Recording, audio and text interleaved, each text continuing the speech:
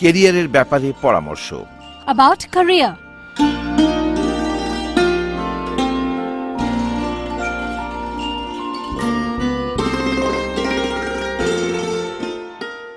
Good morning, sir.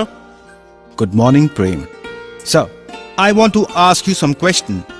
Yes, you may ask any question. Sir, I want to take your advice about my career. Prem, what are you doing these days?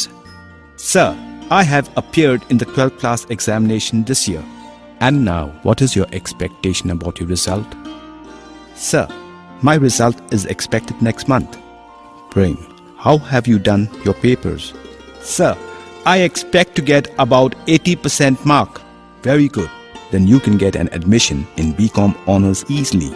But sir, I want to do a good job-oriented professional course. Then it is okay.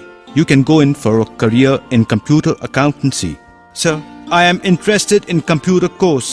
Sir, which institute do you suggest for computer accountancy? For this, NIIT, Delhi University and IGNOU, etc. Sir, your advice is good. You can go in for a short and long-term diploma courses in accountancy. How much time will be required for this course, sir? Short-term 1 year and long-term diploma courses 2 to 3 years of duration.